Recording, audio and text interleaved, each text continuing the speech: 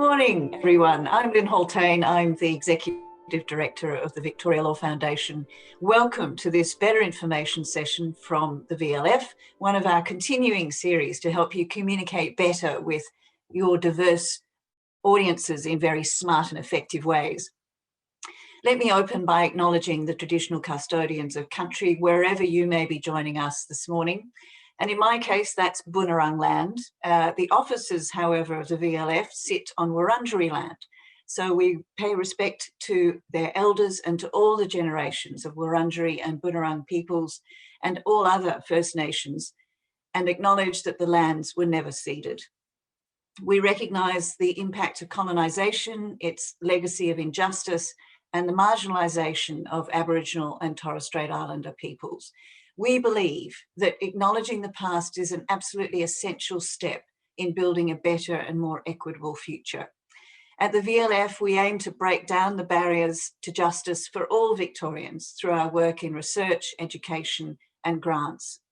We are genuinely committed to making a contribution to a better justice system for all of us, especially those vulnerable and most in need. Well, as you know, this morning we're talking about how to get through to young people. They are a critical and sometimes tricky audience to get to effectively. But what we know for sure is that young people experience a very wide range of legal problems, from harassment and criminal issues through to personal injury and consumer, the gambit, if you like, of legal issues. But like the rest of us, young people also may not recognise their problems as having a legal dimension. So therefore, they're not going to go and look for legal assistance. What we also really clearly understand from a lot of research here and around the world is that the earlier in life that you understand your rights or how to find out about them and access sound information and services, the better able you are to deal with issues as they come up through your different ages and stages through life. So that's the role of community legal education. How do you make that accessible to young people? So that's our topic for discussion today. And our presenters are from Gateway Local Learning and Employment Network, otherwise blessedly known as Gateway LEN, and Youthlaw. And both our presentations bring very different types of insight and experience to share with you about how they've connected with young people. And I really look forward to the conversation at the end and hearing from you too, in terms of your questions or your insights about this audience. Before I introduce you to our presenters, a couple of bits of housekeeping you're probably aware of if you saw the slide at the top. Cameras and mics for all registrants will stay off through the presentation. We are recording this presentation and we will send you a link to that at the end or tomorrow whenever we get it ready for you. The chat function is up and running, so please use that if you've got technical issues only. And there will be time, of course, for questions, as I've mentioned at the end. Use the Q&A function for that purpose. And of course, you can upvote question if you see one that hits the mark for you. We'll also be sending you the slides from both Youthlaw and Gateway LEN with the link to the presentation. So you don't have to scramble and scribe madly through the presentation if there's some content that you're interested in looking at further. So to kick us off, let me introduce you to our first presenter this morning, Bianca Spence from Gateway LEN, who works as their Senior Project Officer. And if you haven't come across it before, Gateway LEN is a remarkable organisation. They work particularly with young people between the ages of 10 and 25, looking to increase opportunities for education, training and employment. Bianca is going to take you through their Impact project, which we were very proud at the VLF to fund a couple of years ago. Impact was developed in partnership with Victoria Police, particularly to tackle the issues of motor vehicle crime and co-offending.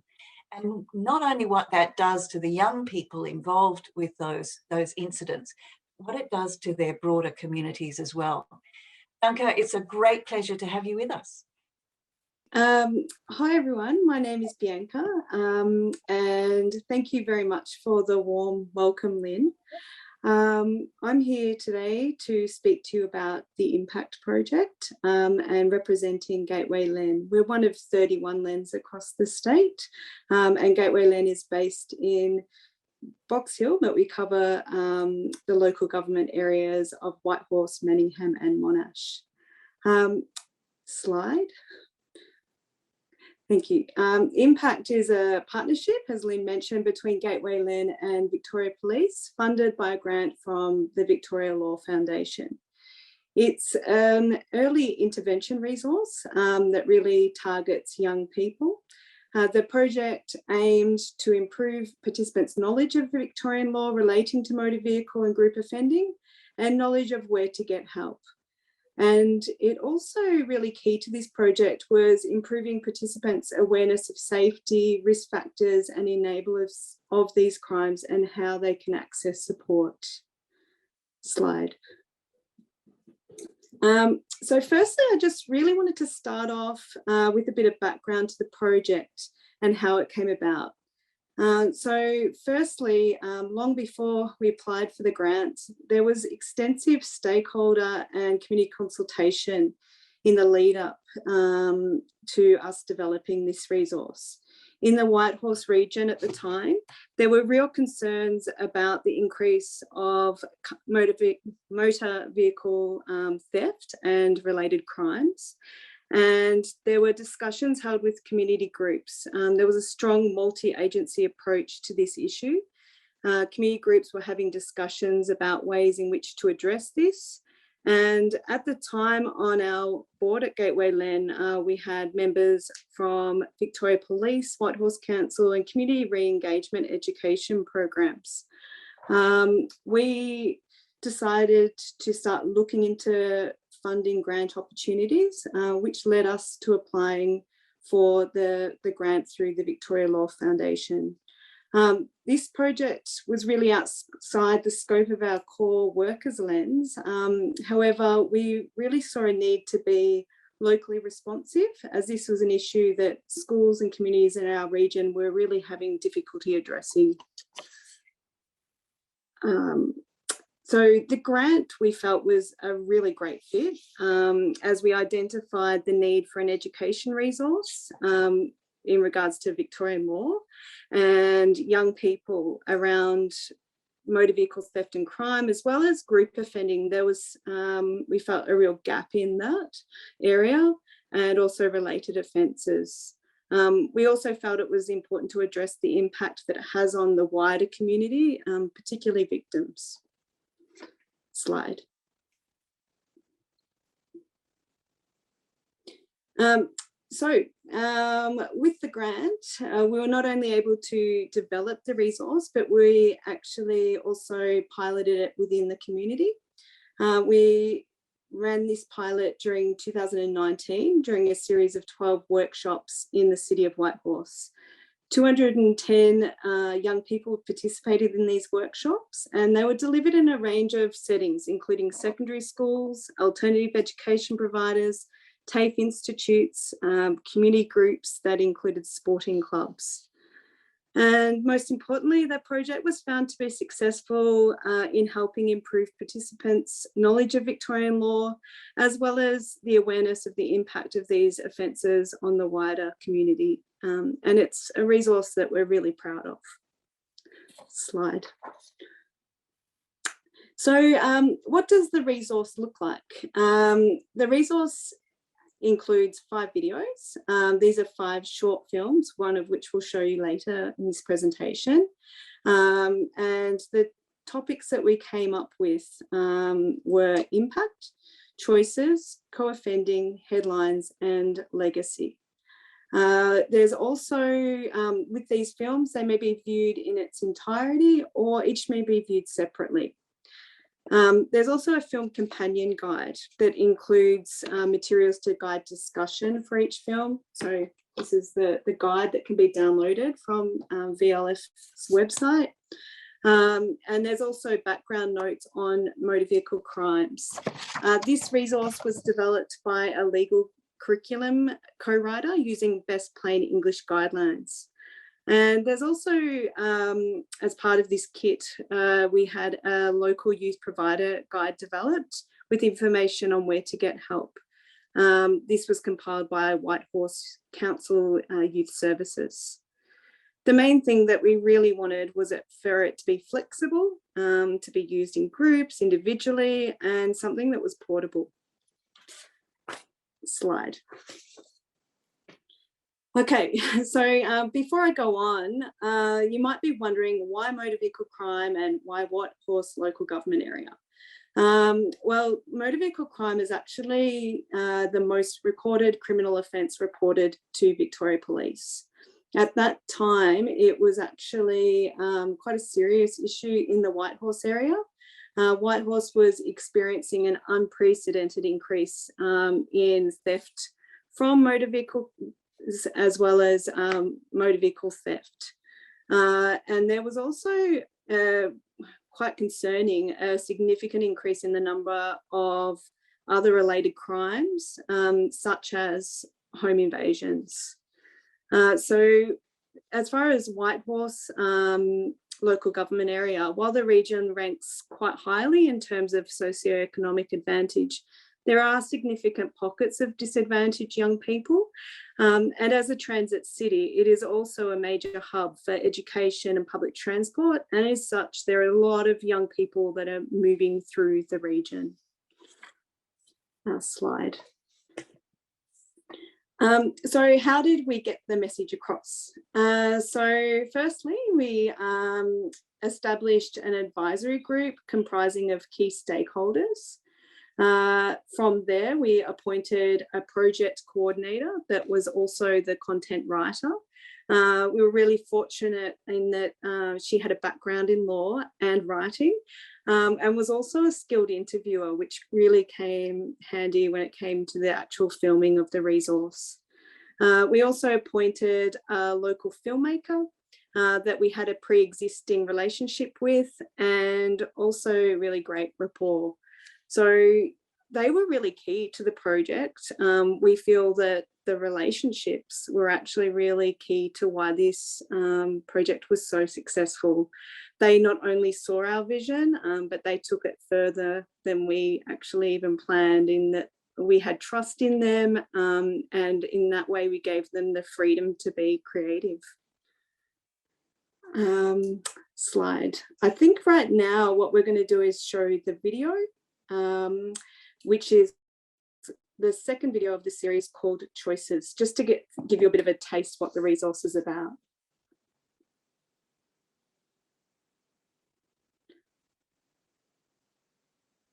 They're not necessarily bad kids, because there's a lot of good within them. They're just making bad choices. They're making split decision choices.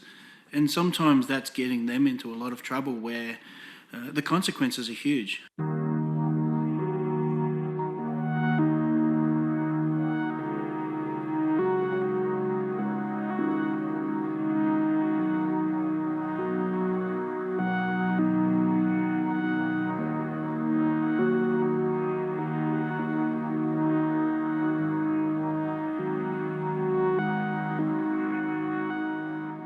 They've all got different backgrounds.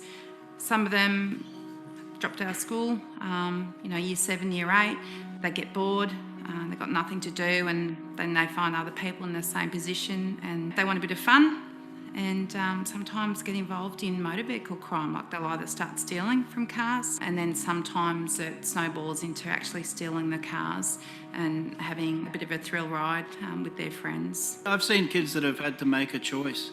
In the heat of the moment, they're actually with their peers. Kids are not going out and offending by themselves. There's always a level of involvement from their peers. Even though what they think they're doing is great and it gives them a lot of peer sort of power, it's not really. The experience I've had when it comes to these individuals who have done these type of crimes, for a better word, they're not looked on in high regard by their peers in a lot of ways. They're looked on, and they're looked on in sadness. They're looked on in regret. Why did you do it? Why did you have to do that? What, you're looking for attention?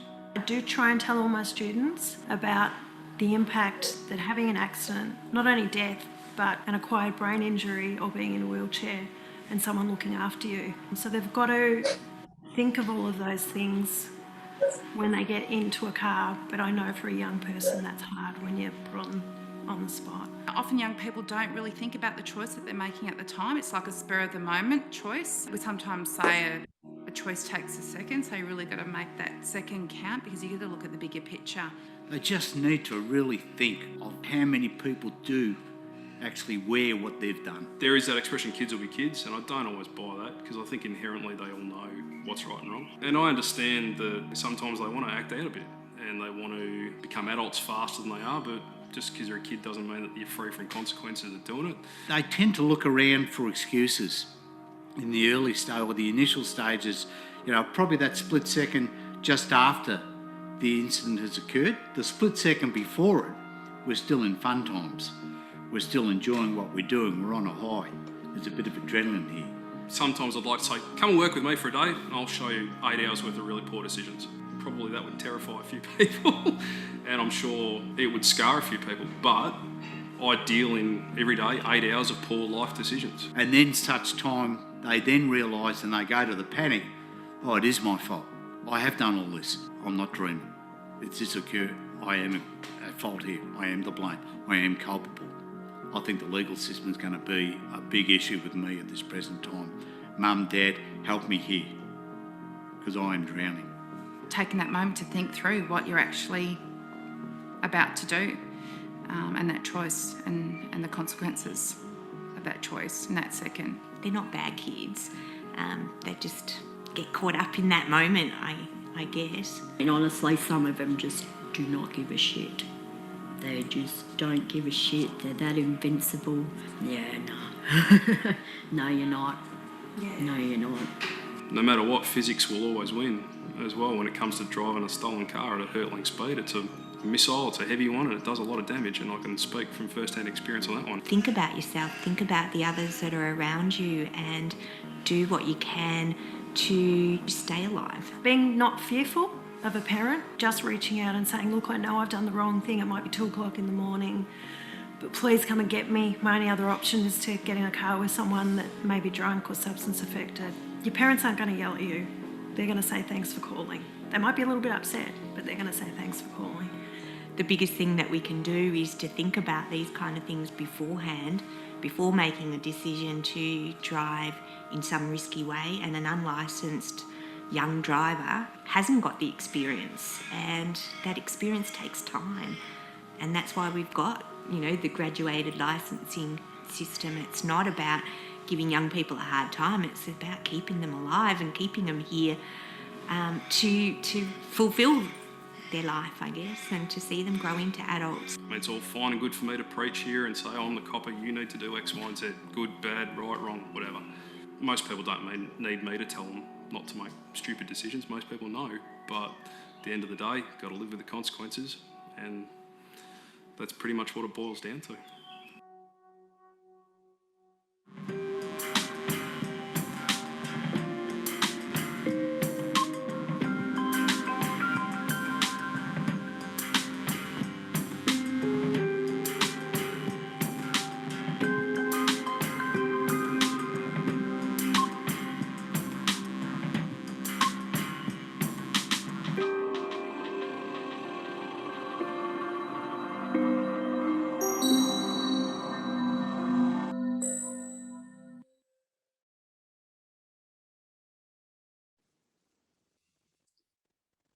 Okay, so why do we use this vehicle?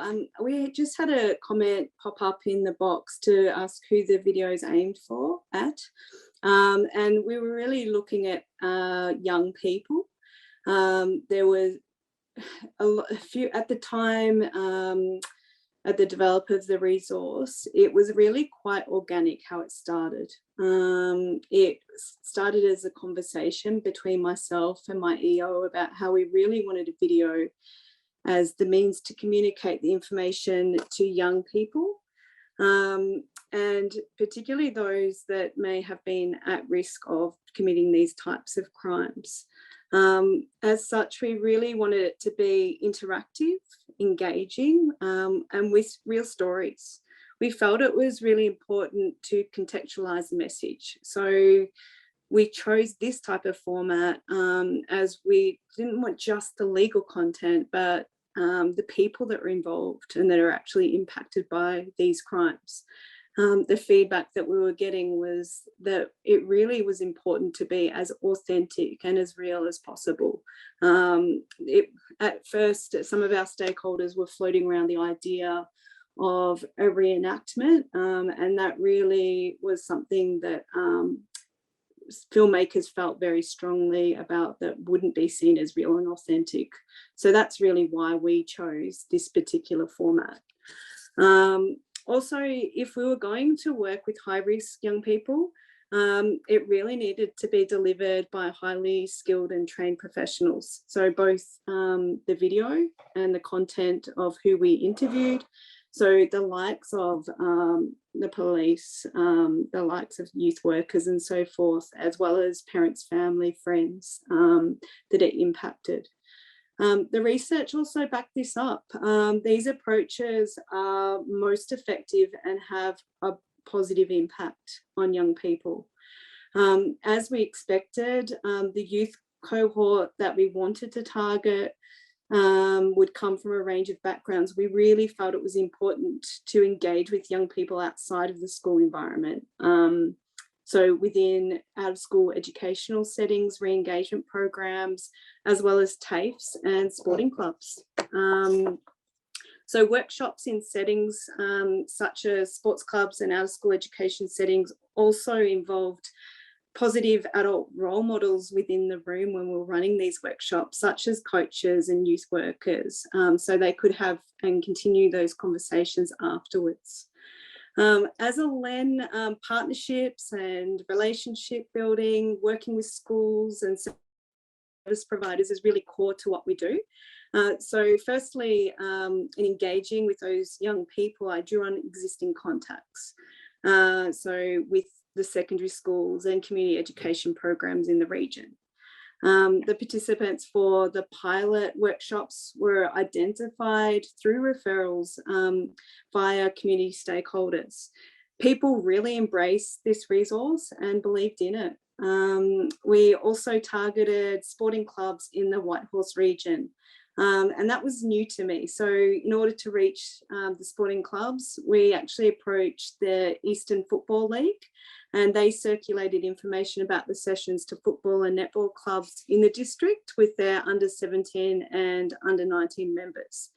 The Impact Project was promoted as a complementary resource to the Good Sports, Fit to Drive and Looking After Our Mates programs. So that was sort of the way in for us. We also approached an independent school that has a sports development focused VCAL, and we delivered workshops to their AFL Victoria, Basketball Victoria and Cricket Australia groups. And within secondary schools and VCAL providers, we really looked for, I guess, gaps in the curriculum, and we identified gaps in civics and legal studies curriculum, as this program is really outside the scope of current road safety and driver awareness programs. Doesn't really cover off content in regards to law. The resource was also promoted as a complementary to the learning areas of AusVal's Humanities, Civils and Civics and Citizenship, VC Legal Studies and VCAL Personal Development Studies. After the pilot stage, I actually went along to ComView with Victoria Law Foundation, and we had a really great response from the VCAL Legal Studies Year 11 teachers, as a lot of them actually addressed the issue of culpable driving within their curriculum. While we initially had targeted or had in mind a younger cohort, we found that secondary schools and education providers considered the resources more suited to an older age group, sort of the 16 to 18-year-old group, as it was complementary to existing road safety initiatives and education programs for learner drivers. So that was really the majority of the pilot was targeting that age group. Slide. And this is what the pilot project itself looked like. First of all, we had the community education program component, which was the 12 pilot workshops, in which we gathered feedback from the sessions and tailored them as we went. We also had community engagement activity. So the project was formally launched at the Whitehorse Council Youth Services Youth Issues Network. And we also had Victoria Police and youth services providers in the region attend. Resource development, which is the actual films, as well as the publications that I mentioned earlier that are available for download. And we evaluated the resource as part of the pilot project, and an add-on for us was the capacity building. So in addition to the funding, we decided to include capacity building. So we partnered with Road Trauma Support Services to develop and deliver facilitated training to members of Victoria Police, as well as local schools and youth service providers. So we felt that this would ensure the sustainable access to and delivery of the program across the Gateway Land region. Slide. So challenges and future steps. Like all projects and working with partners, there were challenges, I'm not going to lie. I think that working with the likes of Victoria Police, they had a really critical role in the delivery of the workshops, but unfortunately, the youth resource officer was not available during the pilot phase, and as there was no replacement, we really had to manage that risk. It was identified very early on as a potential risk factor in the project management plan, and as a result, we partnered with Road Trauma Support Services Victoria to facilitate the workshop sessions. In order to get permission for filming and sign off for the use of logos, that was quite challenging and really a long process for Victoria Police. That also meant that it did push out deadlines and timing, and we were really fortunate that we had such a understanding funding body in Victoria Law Foundation. Key stakeholder contacts were also essential for certain settings. So it meant that we were, although we'd planned to try to pilot the resource individually with young people in areas such as residential housing and children's court diversion programs, we were not able to do that without those stakeholders involved. So future steps, we really felt that it was important to create links with local community organisations that promote safety and healthy behaviours among young people. And it's great that Impact has now been embraced and used as a complementary resource in existing programs such as those offered by Road Trauma Support Services Victoria, Fit to Drive Foundation and Blue Light. Although there are several Victorian road safety initiatives and education programs that have been created to reduce road trauma, there is a lack of content in the existing programs, and as far as I'm aware, Impact is currently the only resource with such content. So something we're quite proud of. Next slide. So that's sort of the project in a nutshell. I'll be around later to answer any questions you may have. But for further information and to download a copy of the resource, so the videos and also the film companion guides and so forth, you can go to the Victorian Law Foundation website. And if you would like to, feel free to reach out to me. My email's below. Thank you. Thank you so much, Bianca. A few questions coming in, but I'll save those until the end. It struck me watching the video again, because I remember watching it with quite high impact, no pun intended, when the resource was originally developed.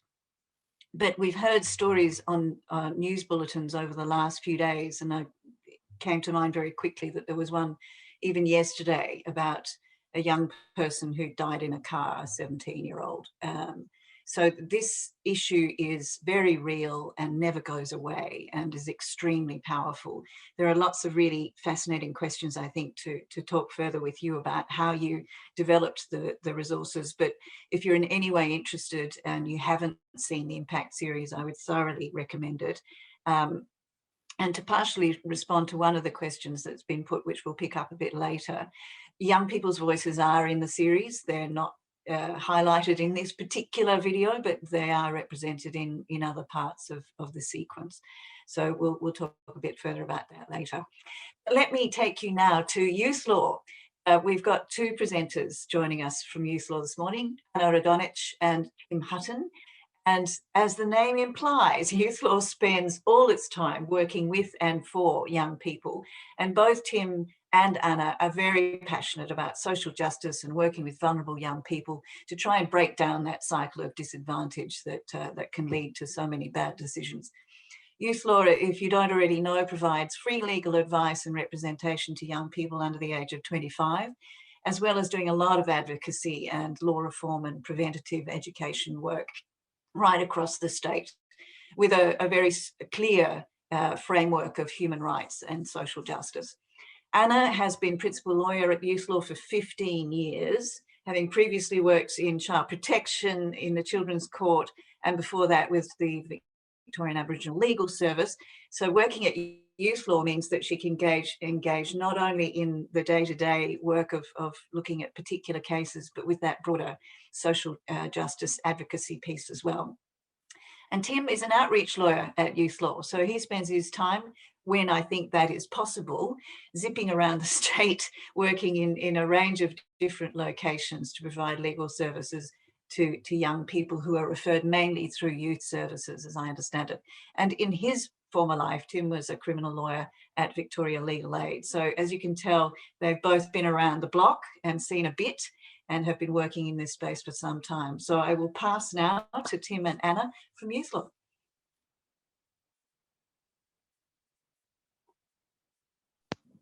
Oh, I just unmuted. Thanks for that, Lynn. Yes, I'm Anna here. Tim is working from home.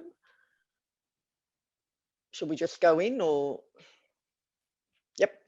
Okay, just to clarify, actually, when Lynn said I worked at child protection, I worked as a lawyer at Victoria Legal Aid in the youth crime and the child protection team. It was merged when I was there. So it's good to, in a way, have that background, because a lot of the young people that we have seen, even as young adults, unfortunately have that background. And I can only concur with what was said by Bianca and in the video. Crime, motor vehicle crime, young people's impulsivity, and, working, with co-offenders is a huge issue. So this brings us to CLE and communicating effectively with young people. So I think we'll do the next slide. Whoops, is that happening? Yep. Anyway, I think most of you know that we're one of many over 50 community legal centres, and our specialisation is really that we assist young people up to the age of 25. We don't actually have a minimum age, but generally what it means, it's young people who are teenagers and up until their 25th birthday. We can assist them, so we represent them in terms of criminal matters and their non-criminal issues. Doing community legal education has been a big part of what Youthlaw has done since we started. And my background is really more in relation to CLE, doing it in person. So I'll make more comments about that. Whereas Tim, since he's been with us, has been doing it, given we're in this COVID space, online. So there are challenges in both those areas as to how you present. So the next slide, please. Oh, that's me and Tim, that's easy. Next slide. I think I've just sort of said that. Mainstream schools and alternative schools, generally our CLE is to VCAL students in both, so they can be, as probably you all know, in mainstream high schools, there's been a VCAL programs, and even in some private schools there are. Alternative schools, we have presented in the past in community schools where we've gone out and done our little presentation to small groups. In high schools, yeah, the age we find, especially with VCAL, is up to 19. Sometimes it's even higher because VCAL is aimed at those young people who, you know, the mainstream school doesn't suit. So the popular topics are consent. That's a big topic. And a bit later on, you'll see a video that Victoria Legal Aid produced about that. Sexting, with the increasing use of the internet, that's become a huge issue in the last decade or so. And of course, cyberbullying is in a way part of sexting, but different. And then police powers, young people's rights in dealing with police and other authoritative figures, such as, you know, there are PSOs, there are ticket inspectors, and also we touch on another group is security guards. So they're the most popular topics, and the way we're really reacting to requests from schools or youth services. Oh, we also present in youth services, or we have in the past, but that's become a bit difficult over COVID. The next slide, please.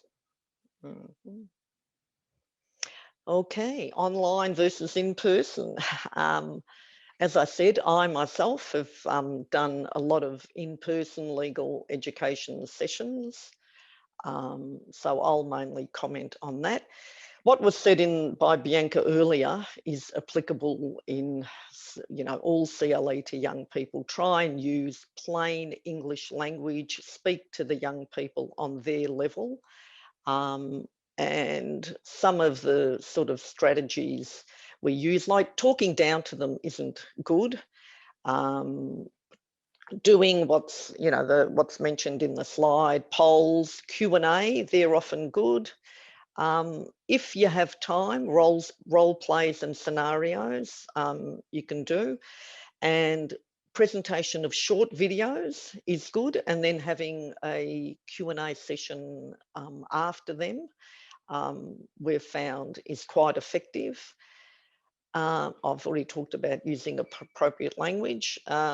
Ideal durations. Short is best for young people, I would say, in my experience. So I would aim for, you know, we would aim for, you know, under an hour, say about 50 minutes, because if you make it too long, you just really lose them.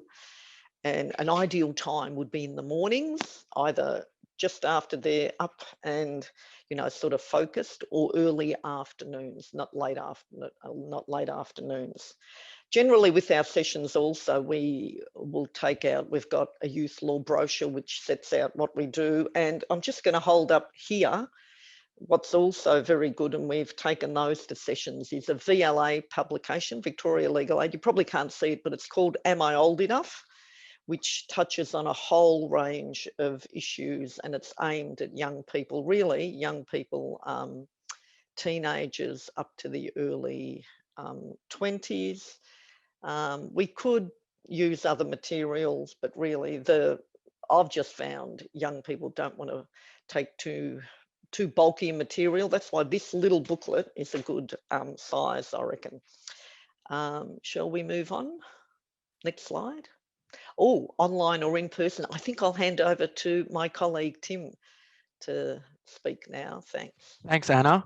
And thanks, Lynn, for your welcome earlier. I assume if people can't hear me well, you'll tell me or something. So online versus in person. I've been at Youthlaw for a bit over 6 months, so not that long, but part of my role is dedicated towards doing community legal education. So that's to young people themselves or youth workers. And during COVID, quite a bit of this has been online, which is unfortunate, but that's also showed me some new perspectives and learnings which I can use going forward. So the major online presentation I've done is one that I did during Law Week, which was a large webinar on some of the topics Anna mentioned being consent and cyberbullying. It was aimed at students, so typically teenagers, and we tried to get the message out as wide and far as we could. It was actually through VLF, and we found that the first time Youthlaw has done a big webinar like that online, and we found that the attendance rate was quite impressive. We had 49 separate school groups that attended, and those school groups were, like Anna said, a vast range of different, types of schools. And the numbers in those groups were something like maybe 7 or 8 minimum to about 25 maximum.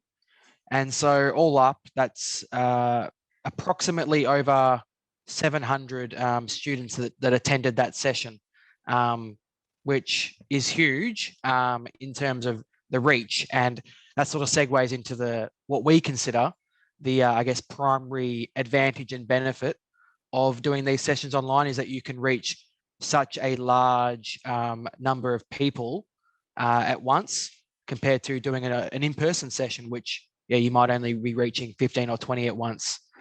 The other major benefit of doing online is the convenience, obviously, particularly for the presenter. So apart from the planning and preparation, you can deliver the session to 700 people, 700 students, like I'm doing now. I delivered that session from home, or you can deliver it from your office. That's an obvious benefit, but it is massive when you compare it to some other work that I do in the space, which is going out and doing CLEs in the community. One regular one I do is in Mornington to a couple of different schools there on a regular basis. I go out about every couple of months. And if you think about the commute from I live in Western Suburbs to Mornington and back, in terms of plus also preparation and setup time, it's a massive commitment. It's a half day that you have to take out of your time, which is massive. And I do that quite regularly compared to 1 hour or something online. It's just, complete poles apart. And the conveniences also can be for the audience as well. They don't have to go anywhere. And also we can potentially look at doing sessions outside school hours. And so young people and kids can log in at home, and it just provides another option which might have other valuable benefits as well. In terms of the, I guess, drawbacks of doing online, the key drawback, as would be obvious, is the issue with trying to engage such a large audience, and an audience that is young people. When you do a webinar like this, I can't see any of the audience, so I can't see any of your faces to have any idea whether you're engaged or you're enjoying it. There's obviously Q&A and polls and stuff like that, which gives some insight into engagement, but it's quite clearly not the same. And even if I could see each of the participants, like the school groups, it's just not the same as being here at home compared to being there physically in person. They can't identify and connect with me in the same way, and you lose a lot of that benefit and ability to engage naturally in person. Another drawback of in doing an online session is directly connected to the reach. So while it's great to be able to connect with and deliver this session to over 700 students at once, there's a clear drawback in that, which is that the session becomes less tailored and less personalized for those people, that audience. So if I compare it to the complete opposite, which is we sometimes go out and do sessions to VCAL students. I did one recently, and somewhat annoyingly, there was meant to be a class of about 15. Only 4 or 5 students turned up, which is not that uncommon for them, but kind of annoying that, I've gone out there to Broadmeadows, to Kangan Institute to do this session, only 4 or 5 of them. But the way that such a small group, you can engage with such a small group and make it so tailored and personalized to them is really valuable. I had a session, on all these different topics, and it was planned to go for an hour. And I don't think I got through more than a third of the session. And that's because there were so many questions from the students about what I was presenting on, and also to them about my experience, my practical experience as a criminal lawyer, which just is just so much more engaging for them. And also in such a small group, they're more likely to ask personal questions and ask questions about their own personal experiences, which is incredibly valuable to their engagement and their learning from the session. Next slide, please. I'll just talk quickly about using anonymous polls and Q&A. So for those that don't know what they look like through a webinar, it comes up like this on the screen of the audience. I imagine most people have experienced this, but just in case you haven't, and you can very easily, as the audience, click your answer to the question, and then a similar message comes back to the presenter, and you get all the numbers, and then you can also share that back to the audience to give them the feedback, which is quite useful and a very easy way to engage a large portion of the audience. Next slide, please. In terms of, I guess, the benefits of this, obviously when doing it online, these are critical. It's really the only, with a really large group, the only way that you can engage with the audience. And the key benefit to it is, I believe, if it's anonymous. So if you can, and what I did with my webinar is I also allowed people to submit questions beforehand that were anonymous. The key benefit of it being anonymous is because young people might be less likely to put their hand up and ask a question or even respond to a poll, amongst their peers. So allowing them to maybe do it anonymously means they're more likely to submit questions which are sensitive, and those sensitive real life questions are key. So then I can then discuss them, and it's more engaging for the audience. And they're much more likely to do that if it's anonymous. But this doesn't just have to be an online tool. It can actually be something that can be used in person. So something I will consider going forward, which I haven't done yet, but I've talked to some people in the space who do this, is allowing an in-person group to have a device with them, whether it's their phone or an iPad or a laptop or something, and having them use that device to answer poll questions or even submit Q&A questions to me in live time. Because when I do an in-person session, sometimes I'll do a true and false, and it'll be a hands up sort of thing, and only like a quarter of the students will raise their hands because they're just shy to look silly, I guess, and look wrong, and also even more shy to ask a question which is personal or sensitive. So allowing them this anonymous option can be of great benefit, and obviously allowing students to have their phone or whatever on them and saying, go ahead now and use it for a couple of minutes to submit a question or answer this poll, can mean that they're just going to look at their phone and be texting or whatever, they're going to be doing the wrong thing. However, I believe that the benefit that we get back from this in terms of the honest, sensitive questions greatly outweighs that risk, I guess, that some students will, just exploit that and just be looking at Facebook or Instagram or something. So I look forward to doing that more in the future. That's really it for me on the online versus in-person type thing. So I'll go next slide and turn back to Anna for this.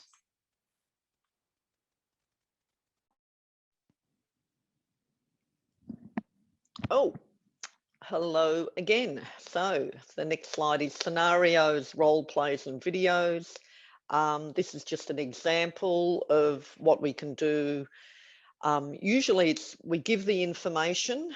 So for instance, on consent laws, and we will then ask, just do a poll in person, just a hands up if it's true or false, and sort of go from there. Now, we've got a short video that I think we're going to show on YouTube that Victoria Legal Aid produced on consent. So should I talk about this? Yeah, this one.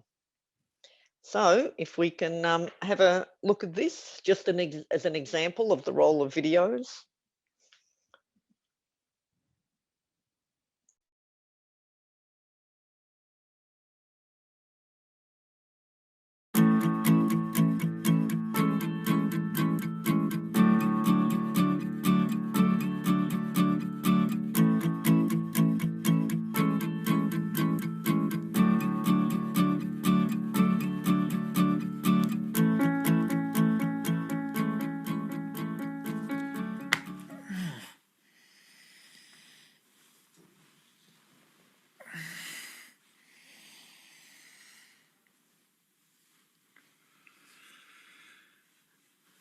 Hey, Chiclet.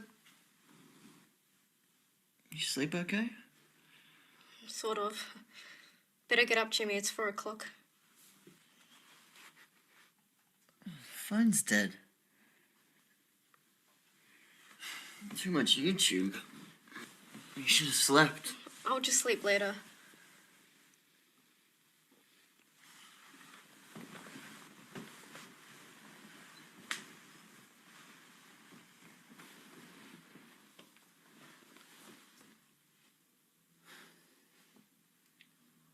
I said I'm sorry. I know. It's just... I think you're a super hot girl and I can't help it. You should have asked me if I wanted to do anything. You just went ahead and did stuff. I thought you liked what we did. I thought you liked having sex with me. I'll call you later. Okay? Chiclet?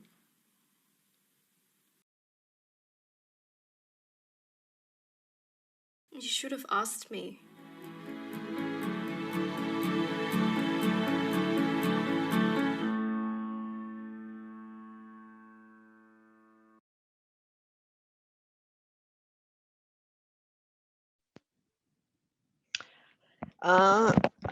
Okay, so we... The world's first reusable cotton swab.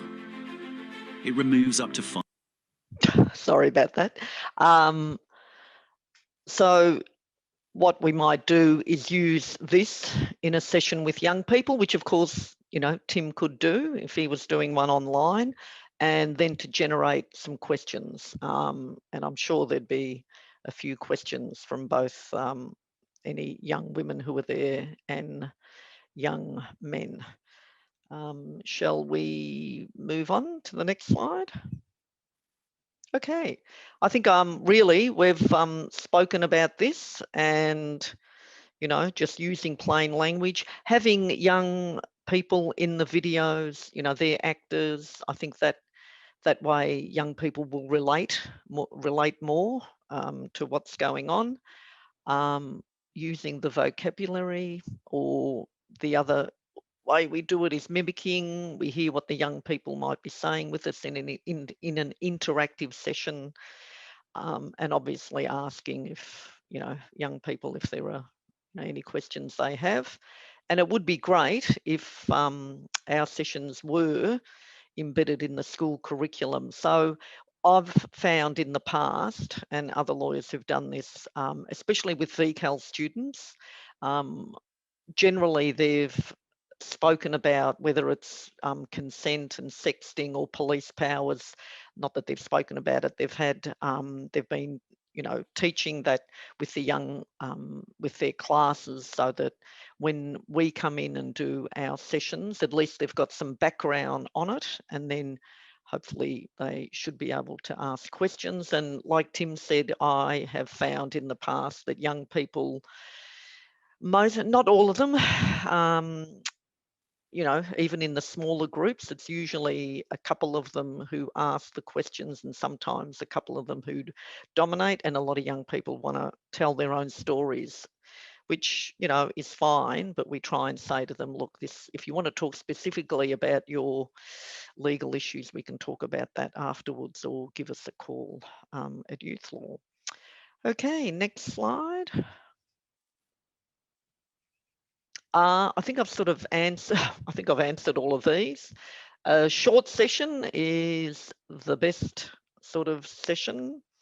And yeah, you as the presenter, like online, obviously it's going to be difficult for the presenter to know how engaging the young, you know, the students are, the young people are, but it's pretty obvious when you're doing it in person, whether they're engaged or not. You know, obviously the smaller the group, the better. And you know, really not wearing a suit, going to these sessions and looking like a professional is something I think the young people appreciate, and that's the way, you know, generally we dress. We only have the formal dress when we have to go to court.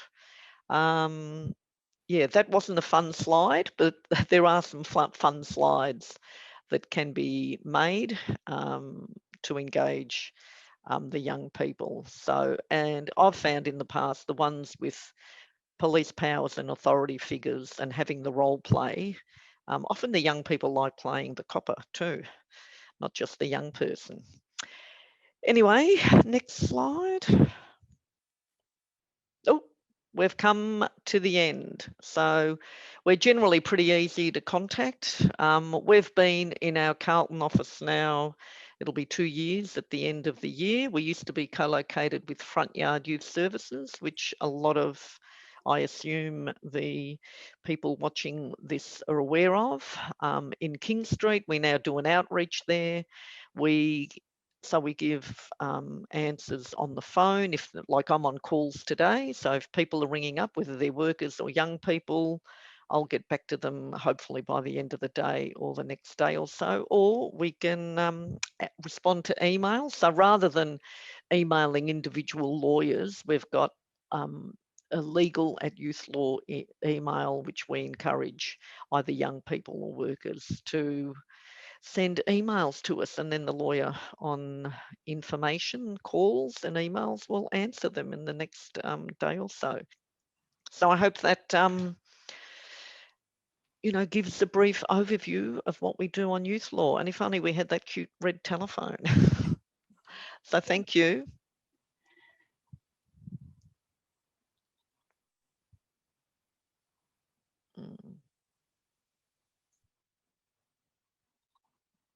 Thanks so much, Anna and Tim. That was terrific, and I think pointed up some really useful insights in terms of, you know, the upside, which we've also experienced with our events too, of getting to a broader reach of people across the state, but the downsides too, especially when you're talking about issues of sensitivity around law and activity that young people might be engaged with and might be a bit concerned about.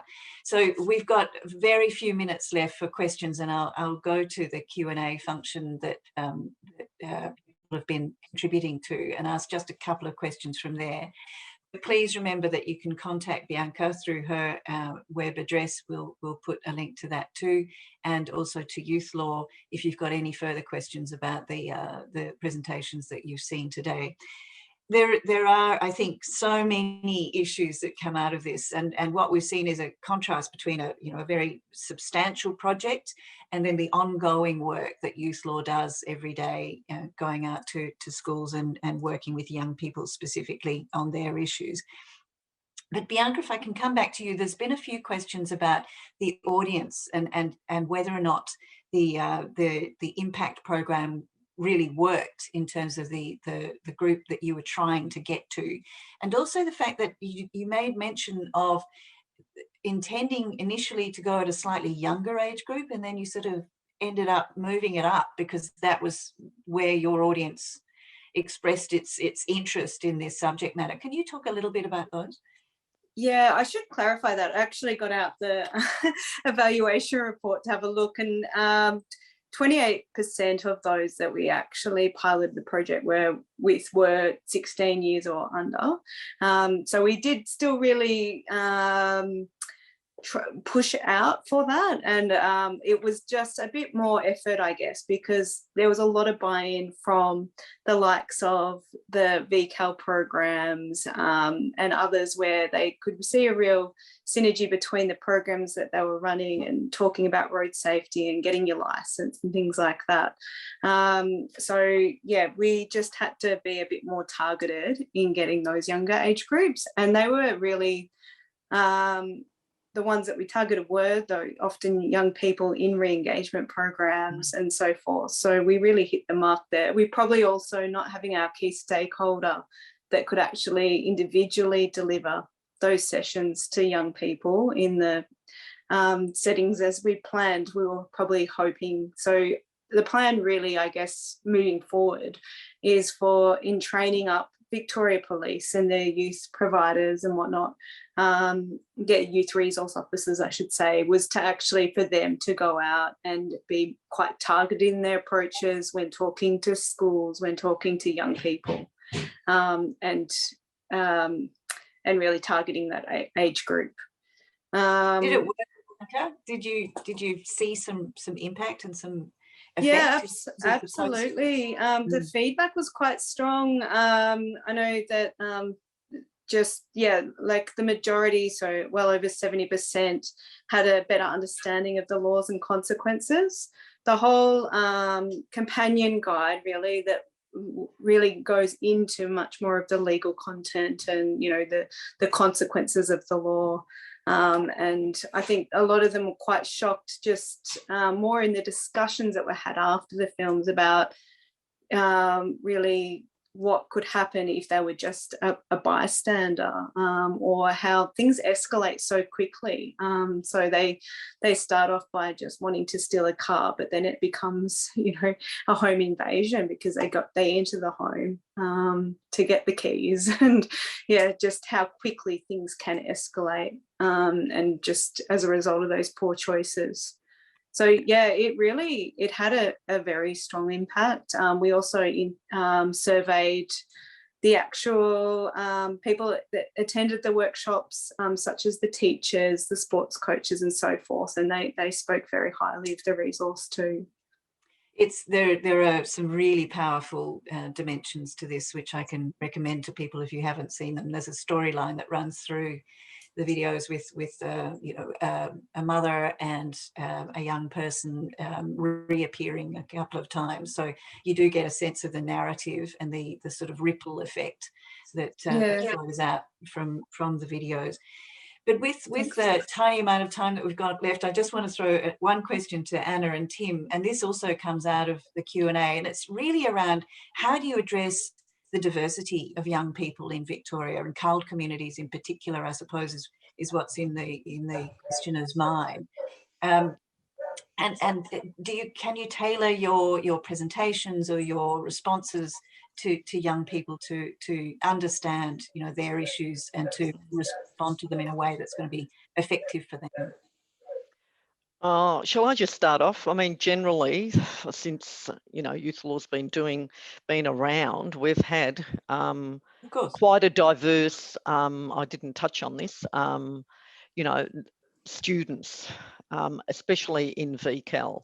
And we have a couple of times, I know that a couple of years ago, I think in 2019, I presented to young women, Muslim women in the northern suburbs in Broadmeadow. So that was especially sort of tailored to deal with those issues. And I was one of a number of speakers for a day-long event. I would just say what we've said throughout the presentation, sort of using plain language, because they're generally with the young people, if they've been here for some years, they pick up English language skills pretty good, but they've got, their own sort of cultural and diverse issues. I don't know that we do it specifically unless we were doing something like, the young migrant women of migrant or diverse CALD backgrounds, that we do a specific presentation, but just generally trying to be sort of open, using plain, simple language that they understand, I think is the way to go in any presentations to young people. Does that sort of answer the question? It certainly makes a lot of sense. Tim, did you have anything to add there? Oh, the only thing I would add is that there are, like, obviously in this space, there are a number of services that deliver these sorts of sessions. And if it's a particularly, I guess, diverse group or a minority group, there might be other services which maybe work in that community. So, for example, if it's in the northern region, that actually work in that community and have better experience with that group. And there are some services that offer more tailored sort of programs to minority or CALD communities. And so that would be something we would explore if we felt there might be another service which has better experience with that community. Yeah, that makes a lot of sense. So you partner with them or give them your sort of insights and materials to work with. and they're already, sitting in a trusted position in terms of the people that you're trying to connect with. So I think that's a very valuable point in terms of communication generally, is if there is another organisation between you and your audience that's trusted and has a strong relationship already with that group, then use them. Join hands and see if you can make a better product in the end, instead of trying to go in with perhaps some sort of less than refined understandings of what the issues are for that group. We are going to have to leave it there because we're already over time, but I really appreciated your presentations very much indeed, and the videos in particular, I think, give us a really strong sense of what's out there and what's working for young people. So Bianca, Anna and Tim, great pleasure to have you with us for this Better Info session at the VLF. And as I mentioned earlier, a link to the whole session will be sent through to you as a registrant, together with the slides. So hopefully those are useful resources for you too. The impact program is all downloadable. It's on our site. Is it on the Gateway Lens site as well, Bianca? It is, yes. There you go. You can get it from multiple different sources. Yeah. Will that go out after the session, Lynn? A link? Yeah, we can absolutely send a link with that also.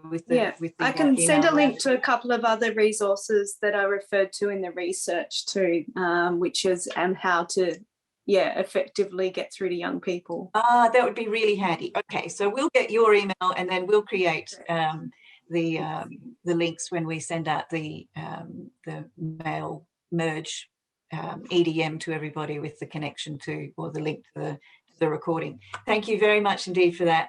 Have a great afternoon, everybody. It's nearly lunchtime in these slow COVID-riven days. Stay warm and stay well, and we look forward to seeing you again soon. Ciao. Thanks very much, Lynn. Thanks, everyone. Thank you.